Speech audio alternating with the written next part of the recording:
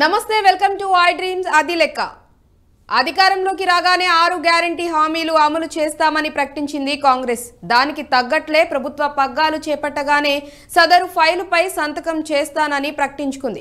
ఆ హామీల అమలు దిశగా కసరత్తు కూడా మొదలుపెట్టింది. అయితే ఎన్నికల ప్రచారంలో ఓటర్లను ఎక్కువగా ఆకట్టుకున్న వంట గ్యాస్ సిలిండర్ల హామీ ఆచరణలో అందరికీ అందుబాటులో లేకుండా పోయి పరిస్థితి కనిపిస్తోంది. తెల్ల రేషన్ కార్డులకు దాన్ని ముడిపెడుతుండడంతో కొందరికే రాయితీ సిలిండర్ దక్కే పరిస్థితి తలెత్తుతుండడం విమర్శల పాలవుతోంది.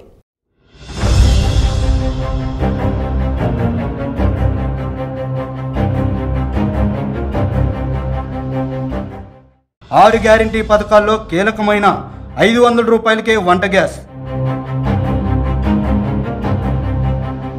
కాంగ్రెస్ ప్రభుత్వ 6 గ్యారెంటీ పథకాల్లో కీలకమైంది 500 రూపాయలకే వంట గ్యాస్ సిలిండర్. దాని అమలుపై ఎన్నో ఆశలు పెట్టుకున్న సామాన్యులకు నిరాశ ఎదురయ్యే పరిస్థితి కనిపిస్తుంది. ఇప్పుడు ప్రభుత్వం నిర్వహించనున్న ప్రజాపాలన సభల్లో గ్యారెంటీ పథకాల కింద దరఖాస్తులు స్వీకరిస్తుండటంతో సబ్సిడీ వంట గ్యాస్ పై ఆశలు చిగురిస్తున్న రేషన్ కార్డుతో మిలకలు సామాన్యులకు ఆందోళన కలిగిస్తుంది. 6 గ్యారెంటీ పథకాల్లో ఒకటైన మహాలక్ష్మి పథకం కింద దారిద్ర్య రేఖకు దిగువన ఉండి తెల్ల రేషన్ కార్డు కలిగిన నిరుపేద కుటుంబాలకు మాత్రమే సబ్సిడీ వంట గ్యాస్ సిలిండర్ వర్తించే అవకాశాలు కనిపిస్తున్నాయి. ఇప్పటికే ప్రభుత్వం గ్యారెంటీ పథకాల దరఖాస్తులకు తెల్ల రేషన్ కార్డులతో ముడిపెట్టింది. గత 10 ఏళ్లలో అనేక కుటుంబాల్లోని సభ్యులు వివాహాలతో వేరుపడగా మరోవైపు కొత్త రేషన్ కార్డు మంజూరు మొక్కుబడిగా పరిమితం కావడం, రేషన్ కార్డు లేని కుటుంబాల సంఖ్య బాగా పెరిగిపోయింది. అదే ఇప్పుడు సబ్సిడీ వంట గ్యాస్కు సమస్యగా తయారు కానుంది. హైదరాబాద్, రంగారెడ్డి, మేడ్చల్ జిల్లాలోని సుమారు 30 లక్షల పైనే వంట గ్యాస్ కనెక్షన్లు ఉన్నట్టు చమురు సంస్థల అధికార గణాంకాలు స్పష్టం చేస్తున్నాయి. ఉపాధి, ఇతరేతర అవసరాల కోసం వలస వచ్చిన కుటుంబాలతో మరో 10 లక్షల అనాధికార కనెక్షన్లు ఉన్నట్టు తెలుస్తుంది. అయితే మొత్తం మీద తెల్ల రేషన్ కార్డు కలిగిన కుటుంబాలు 17.2 లక్షలు మాత్రమే ఉన్నాయి. మిగిలిన కుటుంబాలకు రేషన్ కార్డులు లేవు.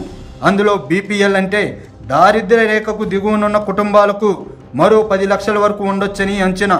మిగిలినవి ఏపీఎల్ అంటే దారిద్ర్య రేఖకు ఎగువ ఉన్న కుటుంబాల కనెక్షన్లు.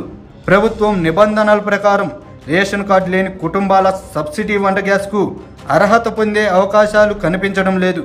దీంతో ఈ వర్గంలో ఆందోళన వ్యక్తమవుతుంది. ప్రస్తుతం చమురు సంస్థల అధికృత డీలర్ల ద్వారా సరఫరా అవుతున్న 14.5 కేజీల ఎల్పీజీ సిలిండర్ ధర బహిరంగ మార్కెట్ ప్రకారం 955 రూపాయలు ఉంది. గృహ వినియోగదారులు సిలిండర్ ధరను పూర్తిగా చెల్లించి కొనుగోలు చేయాల్సి వస్తుంది.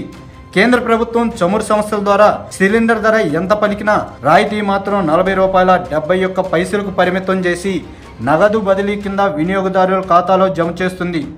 కాంగ్రెస్ ప్రభుత్వం ప్రకటించిన గ్యారంటీ పథకాలైన మహాలక్ష్మి కింద అర్హత పొందితే కేవలం 500 రూపాయలకే సిలిండర్ వర్తించే అవకాశాలున్నాయి.